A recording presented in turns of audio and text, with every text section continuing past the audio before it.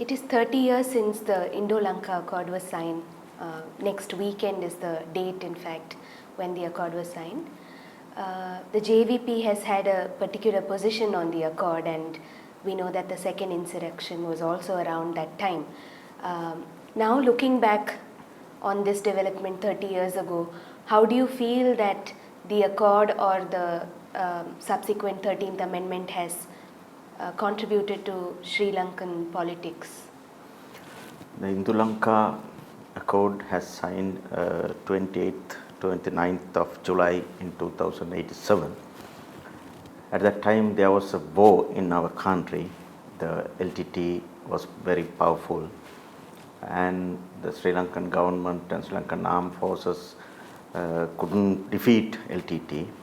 Therefore, the Sri Lankan government demand for international help, and there was a different political situation in the international area. Then the president Jayawardena was very familiar to the United States of America, and Sri Lanka and USA had a close relationship.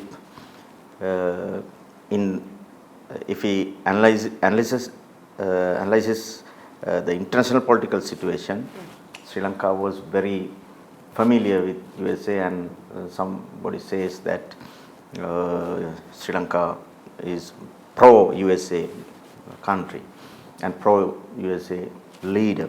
That's why Judge Jayawardena was named as Yankee Dicky. Because of that reason, the India wanted to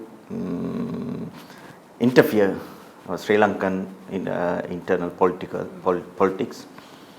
Because of that reason, India has proposed to sign such an agreement. Actually, it was not a natural necessity. It was not the Sri Lankan people's necessity. It was an interference of the Indian political power.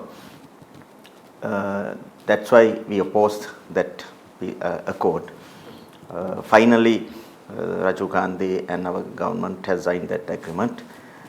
Basically, it based on the political solution for the ethnic issue in our country. In that accord, the content of that accord was the provincial council system. We thought that, and our political view was, the provincial council system was not a solution for the ethnic issue in our country. That's why we opposed at that time, and we did not like to threaten our nation. That is the other reason. Therefore, we opposed that accord during that period. Now, we have been practiced provincial council system for 30 years. Our stand is very clear. Our stand was actually correct, because provincial council system is not a solution for the ethnic issue.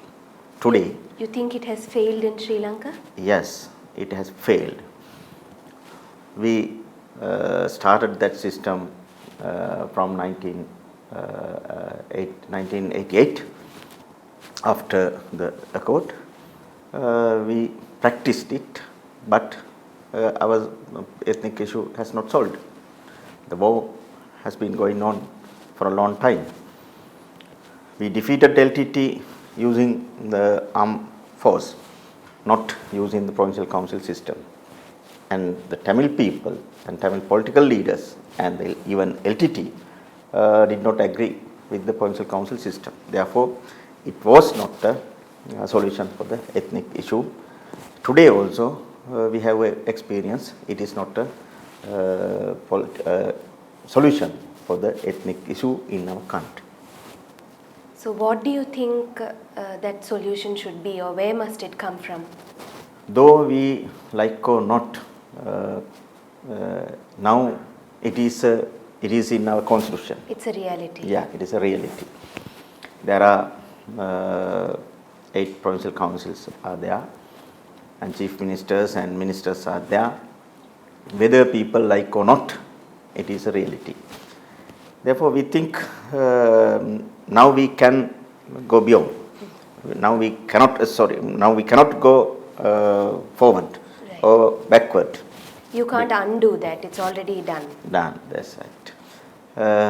Therefore, as a party, today we think it is a reality and it is a existing system. We cannot abolish now totally.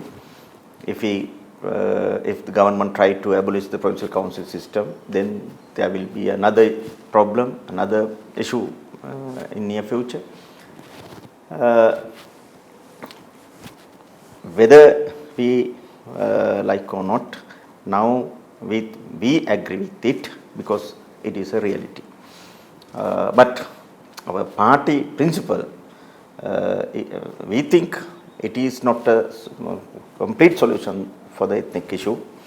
If we want to solve the ethnic issue, we have to give equal rights on the equal basis. We don't care about the nationality, we don't care about their race or whatever their differences, we don't care about that. As a Sri Lankan people, we have to give equal rights, all people, whoever belongs to Tamil or Muslim or Sinhala. That is our party principle. But we think this bourgeoisie government do not do that. They don't give equal rights to all people. That is their behavior. Therefore, we agree if we can give some reasonable political powers to all individuals, we agree with it without considering their nationality. If the individual person has political power and social power and economic power, they can live as a proud Sri Lankan person. But today there are so many discriminations are there. It has begun long before. Today also there are so many discriminations. Muslim people and Tamil people, and especially the state plantation workers, they are facing many difficulties. They are the people who face most difficulties in our country. They have no houses, they have no education facilities, schools or hospitals. Their children are very poor. They are facing many difficulties. There are sanitary problems are there. Therefore, we think whatever the system is, if we can give some social and economic and political power individually, it is okay. We are agree with it. Mr. Hirath, the JVP now is actively engaged in the constitution making process along with other parties, including the bourgeois parties, and you're also engaging actively with the leader of opposition and TNA leader, Mr. Sambandan. So what are your reflections on the exercise? There is a perception that it has slowed down a lot and that there are a lot of tensions within the government that are hurdles to this process. So how do you see this exercise panning out? As a party, our stand is we want to implement the new constitution because this existing constitution is very old. It has introduced to our country in 1978. Now 37 years has passed. Therefore, the whole world has changed, all society has changed. We have to face the future society. Therefore, we want a new constitution. The first thing is we must abolish the executive presidency.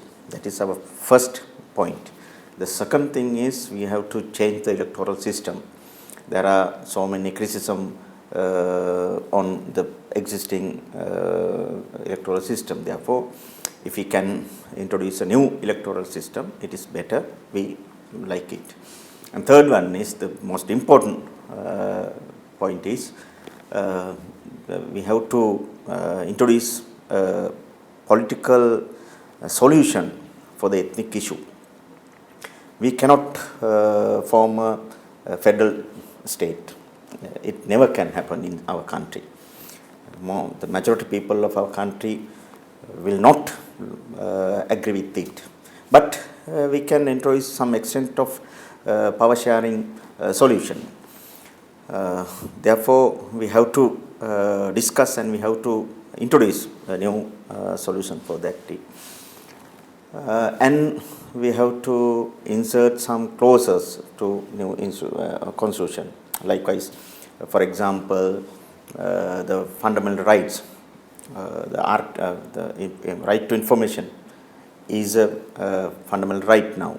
Likewise, there are some other aspects. The access to the internet, it is also a fundamental right. Some countries has introduced it as a fundamental right. Likewise, we have to change that, and the main thing is social rights. Social rights are the fundamental rights of the people. Therefore, we have to insert those clauses. After doing that exercise, we as a country, we have to introduce a new constitution. That is our principle.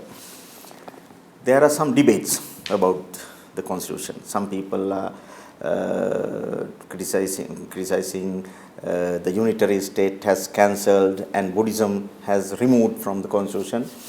According to my knowledge, it will not happen, because every people knows very well Sri Lanka, the majority of our country is a Buddhism. The Buddhism can give a foremost place, it is not a problem, but we have to give equal rights to other religions also. We have to accept the rights of the other religions. I think if we can insert that sentence to the constitution, the people can accept it. Likewise, we want to change this present constitution, and there is a very bad clause in our present constitution regarding the language. It says Sinhala is a state language, Tamil also a state language. There is a word also a. It is a big discrimination. We don't like it. I think we can easily say Sinhala, Tamil and English also state languages. That is a reality. We have to change it. Likewise, we want to change more things. Therefore, we are willing to introduce a new constitution, and we are engaging those discussions.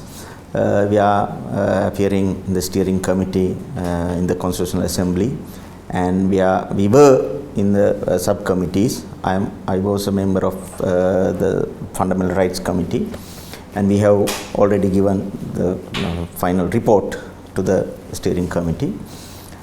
Now, steering committee is concerning those three issues: executive presidency and ethnic issue and the electoral system. The problem is, though the president and the common candidate, the Maithripala Sirisena, accepted to abolish the executive presidency, their party, his party, the SLFP, is not willing to abolish the executive presidency. They are playing a game. They want to continue the executive presidency. Some senior ministers openly said that, no, we don't like to go for a referendum. Without going for a referendum, we cannot abolish the executive presidency. The present president, the Maithripala Sirisena, has promised to the people he will abolish the executive presidency. Therefore, he must do it. That is our demand. So, you said there are several debates going on about the new constitution, and you are very active in the steering committee and in the process. Now, the JVP is a leftist party, but also has some nationalist ideas, or that's the perception. Similarly, you are talking to the Tamil National Alliance, which is a nationalist party from the other side. What is it like to be on the same table and to have these negotiations? At a prima facie, some people can say we are a nationalistic party. Actually, we are not a nationalistic party, because we are considering all people, Tamil, Muslim, Sinhala, Burgher, Malay, all people. We think we are Sri Lankans. As a leftist party, our stand is we must give equal rights all people, Tamil, Muslim and Sinhala people. But in practice, it is there are some difficulties, because all political parties in our country used the nationalistic idea to come to power. Without using that slogan, they cannot obtain votes. Even SLMC and TNA and the main bourgeoisie parties, SLFP and UNP, they used that slogan to come to the power. As a leftist party, we don't like it. We can obtain more votes if we use that slogan, but we never do it. We don't like it. Therefore, I think we can have a good dialogue with TNA and other Tamil parties, not only the Tamil parties but also the Muslim parties. We have already started that discussion, and we had 2-3 discussions with TNA, and we had discussions with SLMC and other Tamil parties, Man organizations and Digambaran's parties. I think the situation has changed. There was a totally different situation before the 19th of May in 2009. At that time there was a war. The LTT was there. Therefore, the situation was very different. Now it has finished. Therefore, we have to start a new era. It is a golden opportunity. If we don't use that golden opportunity, we can never solve that matter. That's why we are accepting to have a discussion with all parties, all groups, and we are willing to come to the optimistic solution. We are trying to do that. There are no any obstacles from our party, internally, not from our party. All our comrades, all our members of our party are willing to solve this matter as soon as possible. So, Mr. Herath, you emphasized the need for a political solution that looks at the social, economic, cultural rights of every citizen in the country. And you specifically highlighted the plight of hill country estate workers, Tamils, who are very backward and have been neglected for so long. So even now, when a political solution comes, would you say that it must be a solution that also addresses the economic concerns of both Sinhalese poor, the Tamil poor, the Muslim poor? Is that how you see it? Yes, it is the base of the constitution. Without giving economic rights to all people, we cannot give other rights. If there is a good economic situation in our country, a justifiable economic situation, then all other problems will be solved automatically. There will be not ethnic issue, there will not be a racist issue or religious issue.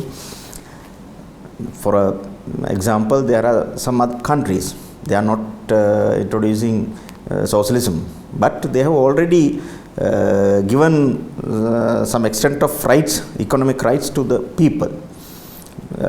Then there will be not arisen any religious issue. The basic issue is the economic. We think it is a foundation. Then we can build the house on that foundation. Without stable foundation, we cannot build the house. Sure. And finally, Mr. Herath, you said how in 1987 you felt that India thrust the cord on Sri Lanka. It was not an organic demand from the people and that it was imposed on Sri Lanka. Now 30 years later, how do you look at India's role in the neighborhood, India's engagement with Sri Lanka? Has it changed? What do you think about that? International political situation has also changed. Now India and USA has a close friendship. At that time, India had a different views about USA. And India is there is a competition. There is a competition among India and China how to develop their country using the South Asian region. Therefore, we think their stand has not completely changed, but the extent of their interfering to our country is somewhat has changed. Economically, they are doing something in our country. After 30 years to the court, now they are going to sign another agreement, the petroleum, the Trincomalee petroleum oil tanks. In 87, they had signed that agreement. They wanted to use that oil tanks on their interest. Today, they are renewing it. Same thing is happening. But the perception has somewhat changed, but not totally. India is the most powerful economic country in the South Asian region. Therefore, India is trying to use the neighboring countries on behalf of their national interest. But as a Sri Lankan people, we are also concerning about our national interest. Without concerning our national interest, we cannot protect our sovereignty and our territorial integrity. Therefore, we are concerning about the Indian present activities on Sri Lanka.